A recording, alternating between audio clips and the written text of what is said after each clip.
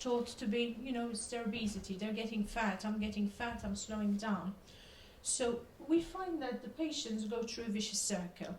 They have daytime sleepiness, fatigue, they go to their work, they start sleeping on the job, then they have problems, they're dismissed from work, they go home, they get depressed, and it's a vicious circle. They're depressed, they eat more, so they gain more weight, so they're more sleepy, more fatigued. So that is a very common presentation for our patients. The others are the ones that make me worry. Do my patients have undiagnosed pulmonary hypertension? And that's why we need to screen these patients, because that will affect our operation and our outcomes. It has also recently been shown, that obstructive sleep apnea is a pro-inflammatory state. So it sort of propagates more metabolic problems. So this is what worries me in my patients. Do they have obesity hypoventilation syndrome, sometimes known as, as Pickwickian syndrome from Charles Dickens' novel? And this is a triad of obesity, hypoventilation characterized by arterial hypercapnia, so they're retaining, and sleep disordered breathing in the absence of any other significant respiratory muscle or lung problem. It is known to be associated with more congestive heart failure, pulmonary and corpulmonale and pulmonary hypertension than just OSA. And it does carry a mortality risk, so early recognition for us is very important. Obstructive sleep apnea itself, in very large studies, has been found to be a risk factor for morbidity and mortality for bariatric surgery, along with a history of a DVT and poor functional status. So that is why we do try to recognize it. So, having bariatric surgery is only one workup that goes on before the operation. Lots of changes that the patients will need to do, both dietary, both psychologically, but then there's this period of medical amelioration and screening. So what we do when they come to the clinic, we check their neck circumference. If they're more than 43 centimeters in men, 40 centimeters in women, that's high risk. We asked them about snoring. We asked their partners if they're with them, if they've had any episodes of apneas, as well as morning headaches. Now we're surgeons, so we're very simple people, and we like questionnaires. So this questionnaire, I'm not sure if you're aware of it. It's called a stop bank questionnaire, and it has been studied in surgical patients. Basically, it's got two bits of it. The first bit is symptoms and signs of obstructive sleep apnea, and the other one detects high risk group. So it's S for snoring, T for tiredness in the daytime. Have they had any witnessed stopped? Have they been witnessed stopped breathing during their sleep, and do they have high blood pressure? The high risk factor groups are BMI more than 35, age more than 50, the neck circumference that we've already explained, and male gender, because as you know, males are twice as more likely to be to suffer from OSA than females. So this study each one of the questions carry a point, and if you're 4, you're high risk, 3 to 4 is intermediate risk, more than 5 is high risk. If you have 2 of the first bit and 1 of the second, you are also categorized as high risk. So it has been validated in surgical patients with high sensitivity and positive predictive value. And then, of course, we've got the Epworth Sleepiness Scale, which in morbidly obese, it's not specific for sleep apnea and does not predict the severity. So yes, we use it, but we use both, basically. The stop bank tells us a bit more than the Epworth does. Now, what happens if we are suspicious that they have sleep apnea or they score highly on the questionnaires? Then in our hospital, we usually send them for a portable overnight oximetry as our first choice. Yeah, we do not have this on site. So what happens is that they have the overnight oximetry. The result comes to me. I have a look at it. Sometimes I ask the help of Tudor or one of my other chest colleagues. If they're positive, then I send them off to our tertiary hospital for a formal sleep study, for a formal PSG. Now, regarding sleep apnea and CPAP use in the UK, we've got some nice guidelines. So we start CPAP if the patients have, not me, the specialist will start CPAP if the patients have moderate or severe symptomatic OSA. In mild cases, unless they're very symptomatic, they're not usually started on sleep apnea. So sometimes I get letters saying, "Dear Cynthia, thank you very much. Your patient has mild sleep apnea, but he doesn't fit the NICE guidelines for starting sleep apnea. Please get on with his operation because that will make his sleep apnea better." So then I just proceed with surgery there.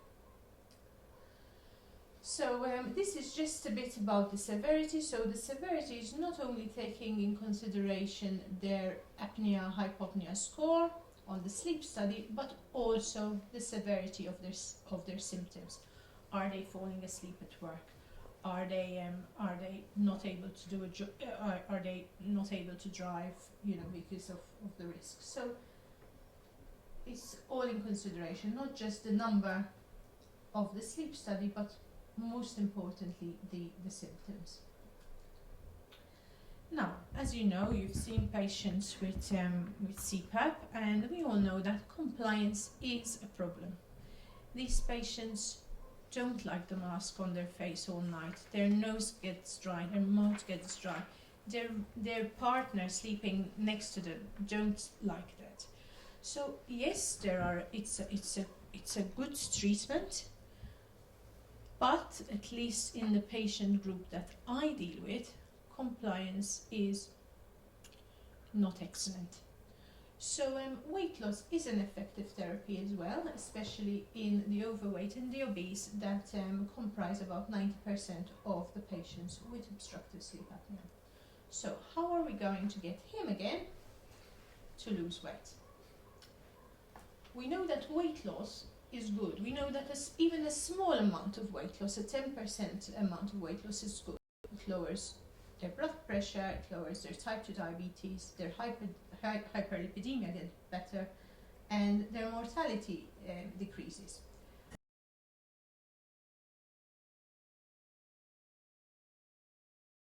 We know that we've got treatments like exercise, diets, behavioral modification, that in patients that are compliant, in patients that are very focused, it may succeed. In the UK currently there's only one drug that's licensed for weight loss, and that is orlistat, which is a lipase inhibitor.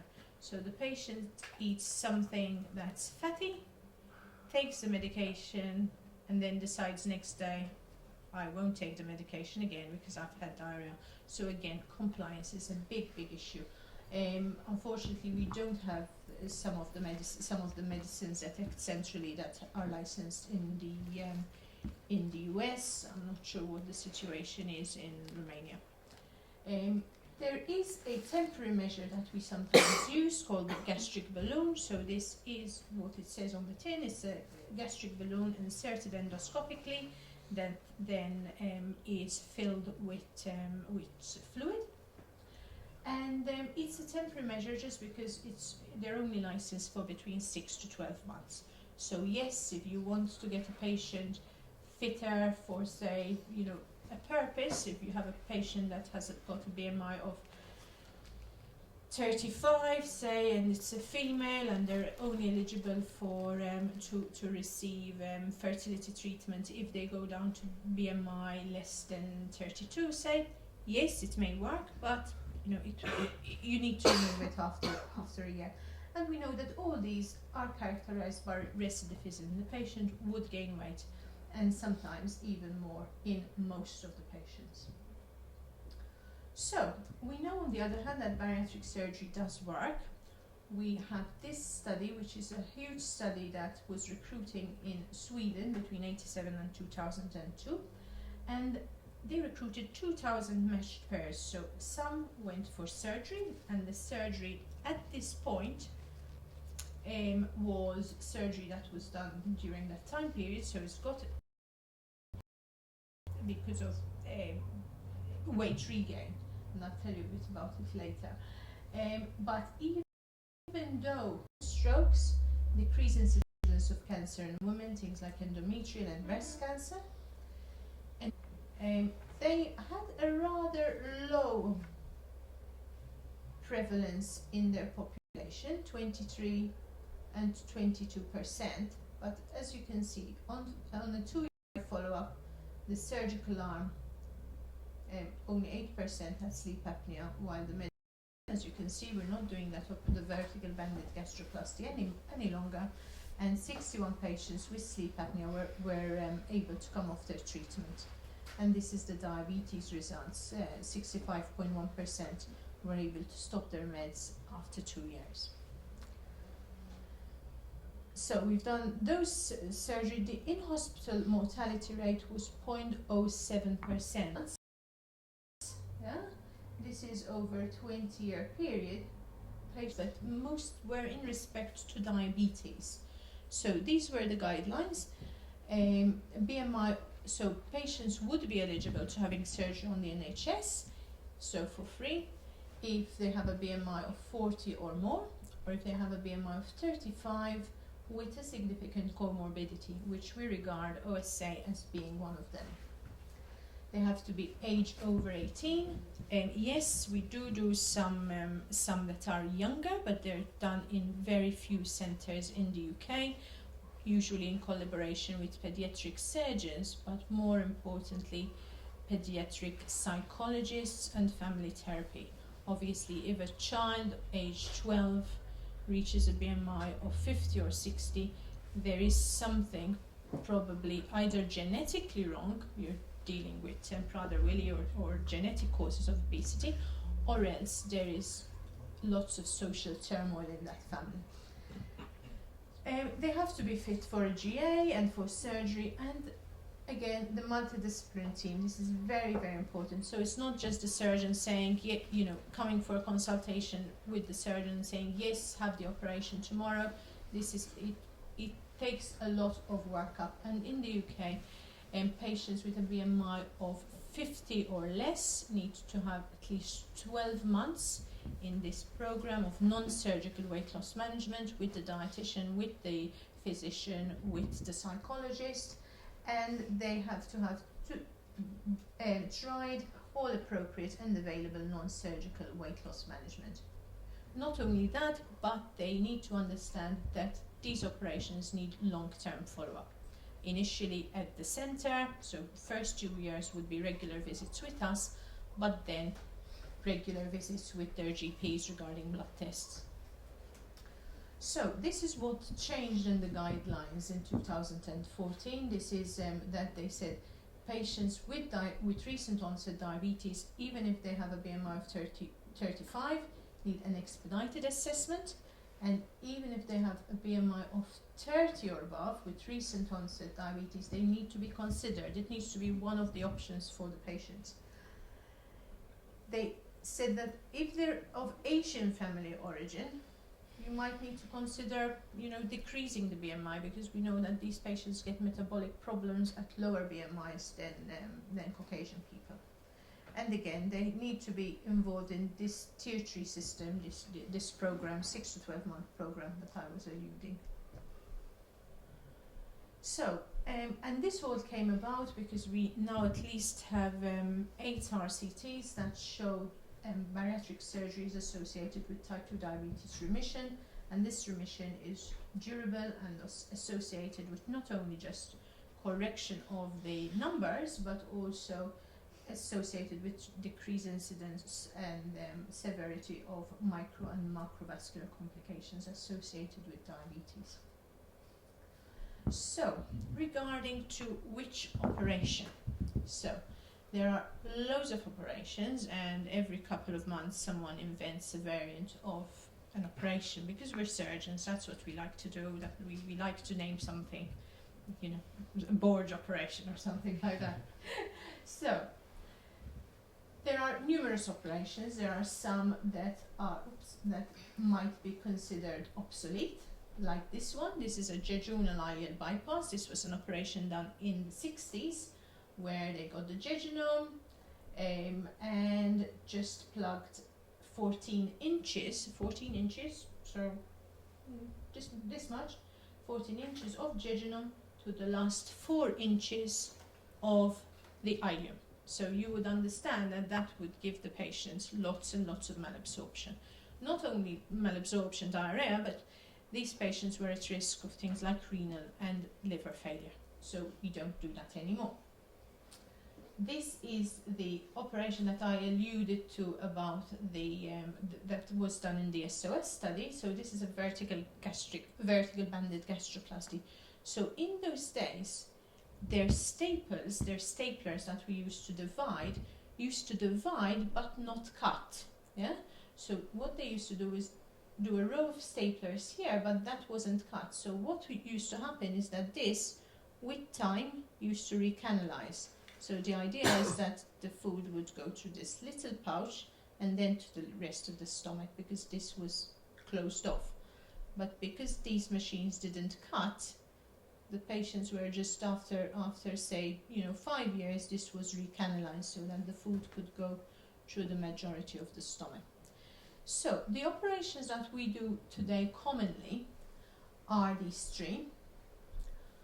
I've put this gastric plication because I know that it's being done locally, at least in Bucharest, by a few surgeons there. So I'm going to tell you a bit about it as well.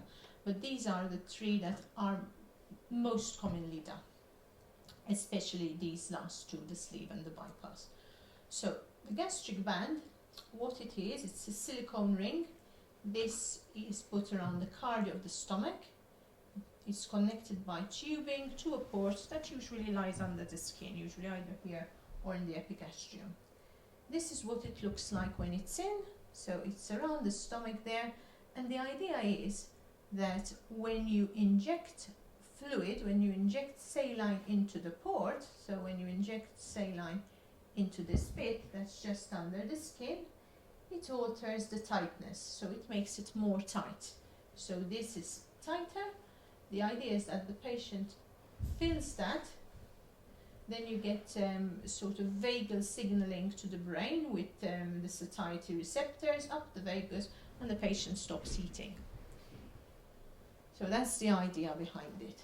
Now, I'm just showing you a few x-rays just because I think maybe some of you are also on call for general medicine. I'm not sure how it works you're not, are you? No.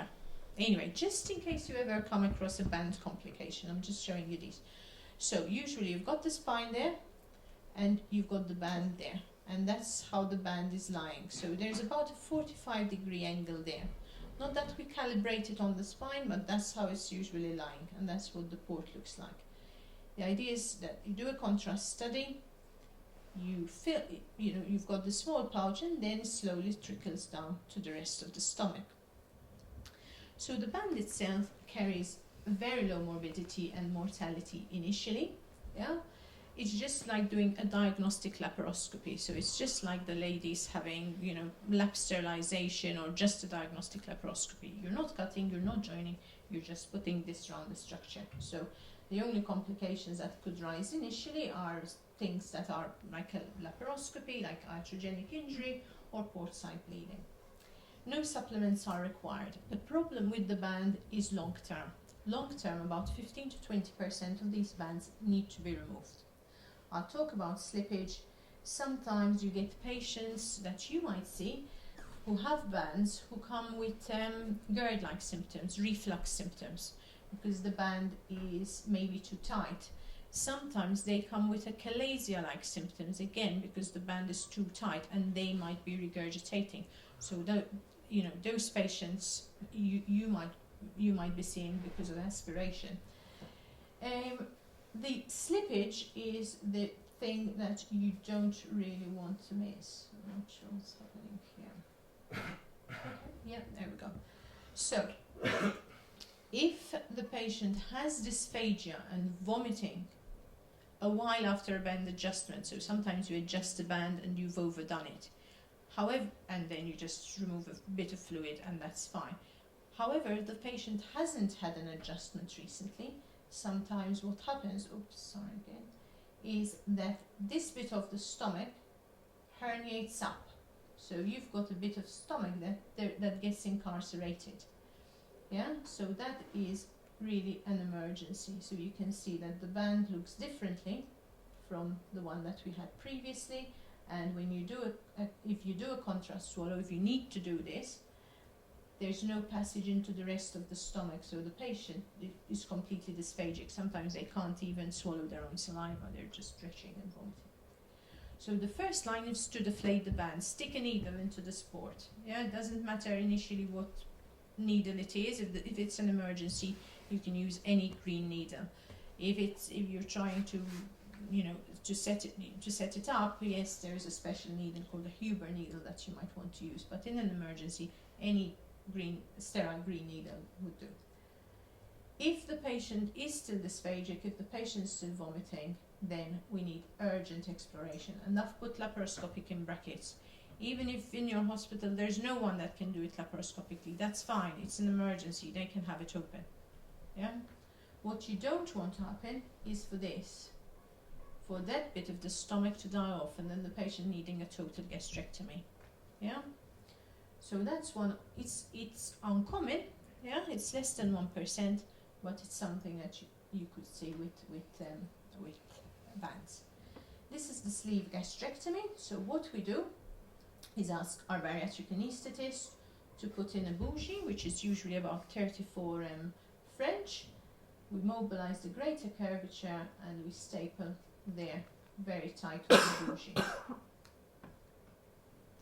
This used to be part of a malabsorptive operation called a duodenal switch that you might still see. Yeah, some people are doing it still, but just see the common channel, that bit that was 4 inches in the JIB has now been lengthened to 100 centimeters. Yeah, so yes, it is malabsorptive, but it's much less malabsorptive than the original old operations. This is the bypass. So what we do is create a small pouch there, so the stomach is still in, producing the acid, meeting the duodenal and pancreatic secretions. So that's still there, but food will only go into that small pouch. From that small pouch, it goes into the small bowel, and then the gastric juices and the pancreatic and biliary juices meet it lower down. It has been shown in sleeves and bypasses on numerous occasions that not only are they restrictive, not only are the patients eating less, but the gut hormones change as well. So they have a lower the PYY goes up, the GLP-1 goes up, and the ghrelin does not increase. Now, ghrelin usually increases. If you try to do a diet, your ghrelin would go up because it's your hypothalamus's way to say, eat, eat, eat. This is a starvation mode. I don't like the starvation mode, and that's why these usually after a diet patients gain weight. So the advantages of the sleeve and bypasses are that you don't have any artificial material. You don't need to keep on injecting and to get the balance right. Weight loss is usually quite rapid. Usually in the first year, the patients lose between 60 and 70% of their excess weight. and as I said, the gut hormone profile change. Initially, they have a higher morbidity and mortality than the band, but yet again, this is one that's just like a lab coli. So the other one was just like a diagnostic lab, this one is just like a lab coli. The sleeve has been done solo for the last 12 years, and it is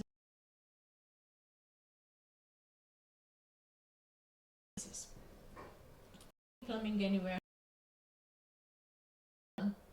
stuck in there. So most of us would close these defects, these mesenteric defects, but sometimes they reform when the patients gain weight. Lose weight, because the fat sort of melts away and our stitches are gone. Yeah, so just be careful. Vomiting after bypass, get them seen by a surgeon, because what you don't want to do is to have small bowel obstruction and ischemia and necrosis. Yeah, so it's okay if they're getting a bit of pain for a few hours, and because you can reduce the bowel and close the defects. What you don't want is for it to have gone so far that you need to resect. Okay, so this is the gastric plication. I personally don't do this operation, and most bariatric surgeons would still think that this operation is in the sort of experimental stage.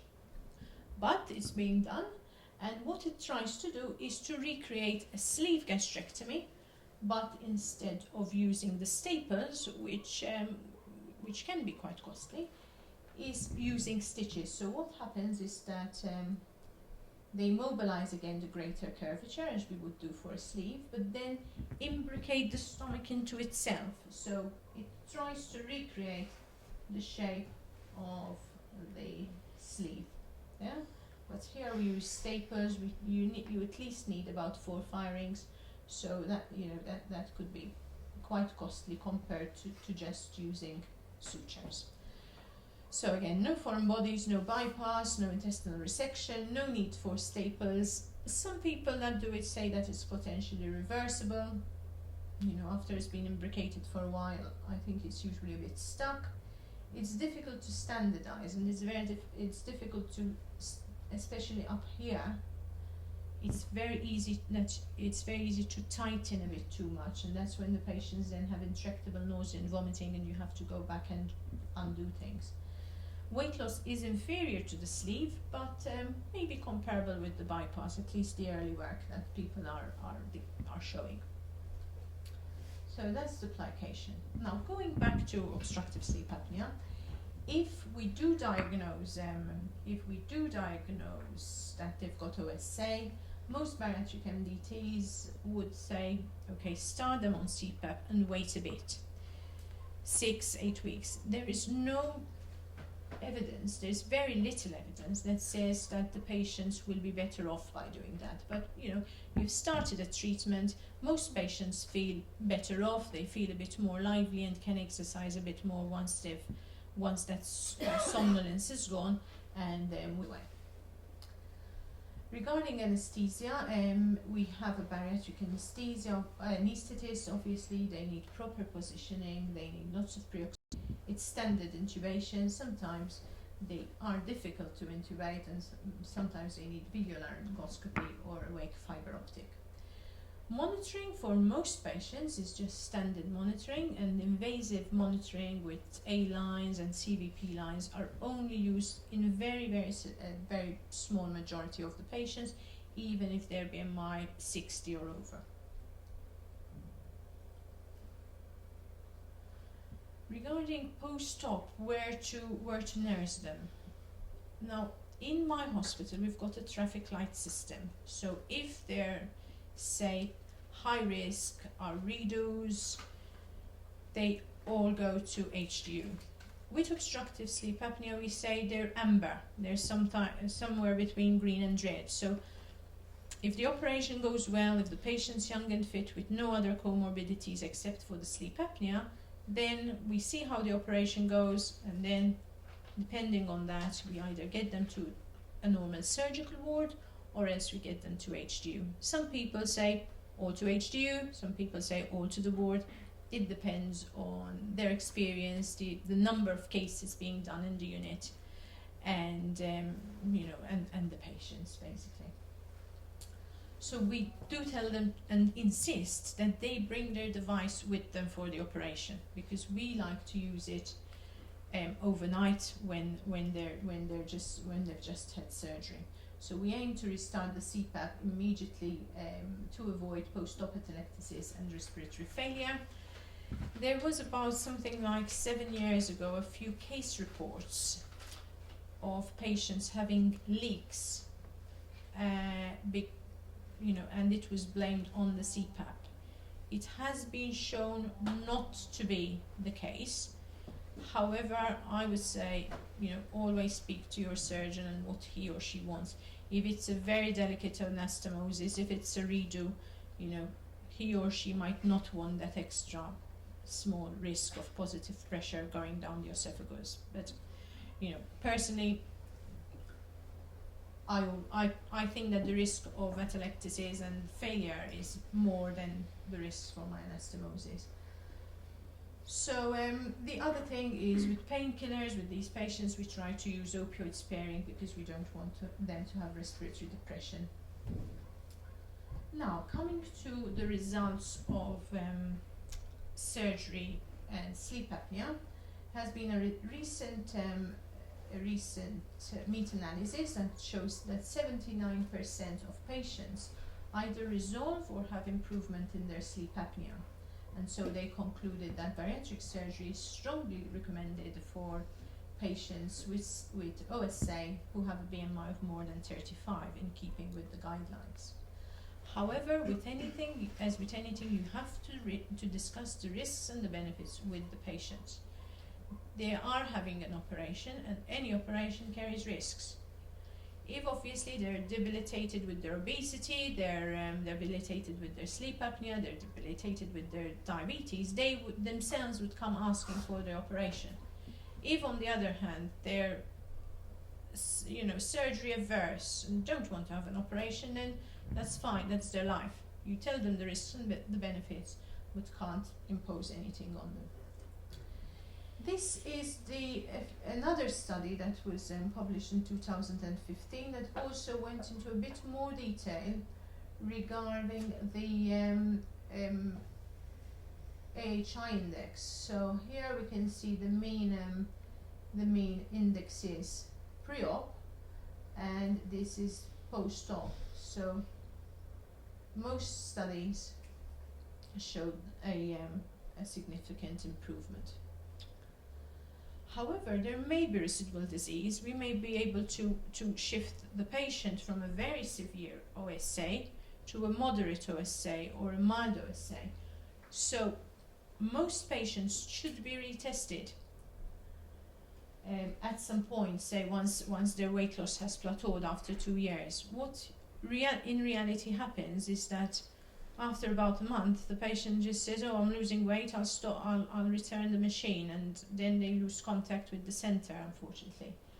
So they're more likely to be cured of OSA if they're less obese. So if they're BMI 40 rather than BMI 70, and if they're younger, so haven't had the disease for a long time. So that is me. This is the summary. So it is the most effective, surgery is the most effective treatment to date that we have for morbid obesity. It improves or resolves the comorbidities, including OSA. Very important to have a multidisciplinary team with a medic involved, and that you can rely on other clinicians like respiratory and sleep physiologists if you need them. Operations are tailored to the patients. If you tell me how you choose an operation for different patients, it's usually mostly patient's choice. That there are some patients that we would direct in favor of one operation and not the other. The patients need to understand that the need for long-term follow-up, and they, as well as the clinicians, need to know that this is not a cosmetic operation. Yeah. This is some further reading, the NICE guidelines for bariatric surgery, for CPAP, and some nutritional guidelines that BOMS, the Association of British Bariatric Surgeons, came up with regarding nutrition. Any questions?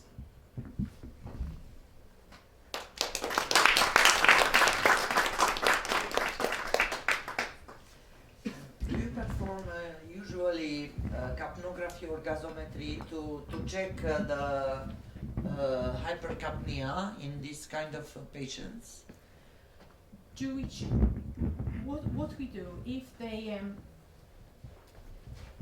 if they're scoring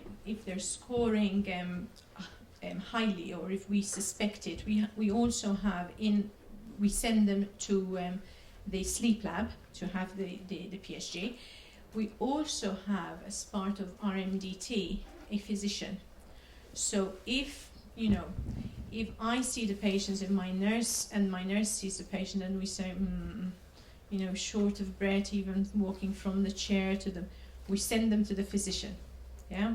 So sometimes, yes, we do a blood gas and send them to a physician. Right. With that, sometimes we just say there's too many things wrong.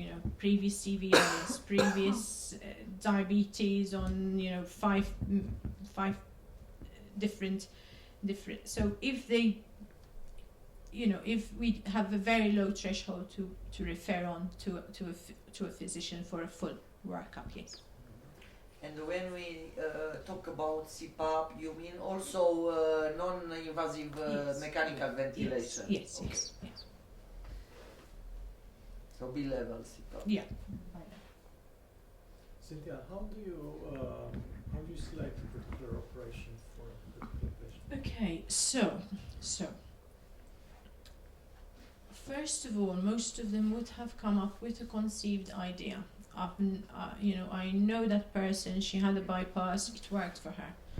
I know a person who had a band, it didn't work for her, so I don't want a band. So that's all myths that all of our patients come with. So what we do is, when they come in, they have a seminar. They're usually 3 or 4 patients.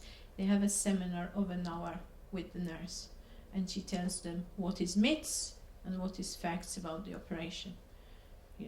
Things like risks, things like skin folds, because these patients won't, lose the weight and all the skin would retract. So she will give them the nuts and bolts of the operation. Then they see me for an hour, they see the nurse for an hour, they see the dietitian for an hour. And what we do is try to see what they want to accept and what we would recommend. So the band, it's not, in the hands of most surgeons in Europe, it can lead to weight regain, it can lead to problems with the 10% that need to be removed. So unless that's the only operation that they want, we usually sort of won't recommend it actively. So what we would recommend is either the sleeve or the bypass. Now there are some studies that show that the gold standard, because you need to dissect near the gastroesophageal junction for the sleeve. There are some studies that show that sleeve may result in reflux or worsening reflux, because you're so patients who do have reflux, who have large hiatus hernias, we don't do sleeves in. Patients who have had lots of other abdominal surgery and their small bowel might be all stuck in their pelvis. On the other hand, we say we might not be able to do a bypass safely. What do you want? If we go in and find that we can't do a bypass safely, most would say do a sleeve. The other thing, if they've got biliary problems,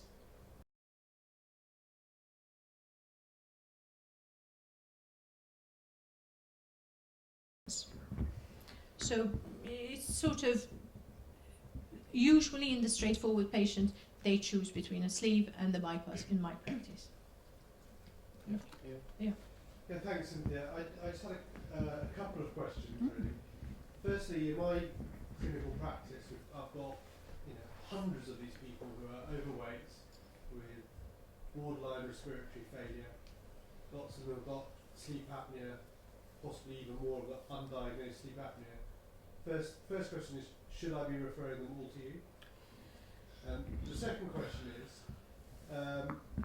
in the media, sort of a year ago when bariatric surgery was really coming out, there's quite a spin on people saying there's a huge amount of investment into this, and I think the public perceive it as people should just eat less. And how would you sort of respond to that sort of ethos? So should you be referring them all to me? The answer is no. Unfortunately, we can't get referrals from consultants, so they all would need to go to their GP. Ideally, they would have this tier 3 service done locally, and then if they want to proceed, and the idea of the tier 3 service is that they will tell them a bit about bariatric surgery. If they want to proceed, then they come to see me. It's a choice regarding, it's their personal choice. We know that these diseases will cost a lot, and there are not only the direct costs, the medication, but there are also costs like indirect costs, time lost of work, that these are, some of them can't are on incapacity benefits. So yes, there was a hype in the media, and the hype came when NICE lowered the BMI for diabetics. But I mean, NICE, the people doing the guidelines in NICE aren't stupid. They know that the new GLP-1 agonists costs a lot of money. They know that all the new treatment is costs money. Their amputations cost money. Their coronary vascular disease costs money. So they know that in all, if you get a 40-year-old diabetic to have this surgery, to encourage them to have surgery, the sums would add up in favor of bariatric surgery. Regarding eating less, yes, they initially started by eating and not exercising. Why they did that is a multitude of causes, and one of in this 1 hour that I do with them, we try to delve into why do you do this, and people's lives might not be as comfortable as ours. This is a disease of mal-eating. It's not that they're eating volumes. They're eating badly. If you check their vitamin D's, they're usually sort of down in the 20s. So they're not eating a lot, and So the thing is, it's been shown time and time again that yes, they do try and diet, they do lose weight, but then the hypothalamus and the very basic, old brain centers, try and, think that this is famine. Your ghrelin shoots up, your PYY goes down, you're really in a hunger mode, plus your body sort of closes off and shuts down, and your energy requirements are much less. So yes, there are some people that are fortunate enough to be able to eat less and do it and maintain it, but most people don't. And how can you exercise when you've got the chronic problems? Yeah. Anything else? I have a question too. Yeah. One more question. It's a little bit off topic. If we combine the operations you said about with fat tissue removal, the surgical that made for cosmetic reasons by many people, is there a greater advantage, or it has been studied the impact on apnea or obstructive sleep apnea, or In the removal of fat in the yeah, both the abdominal and the neck. Yeah. With liposuction, we usually don't recommend them to have any plastic surgery initially, because what will happen is that they will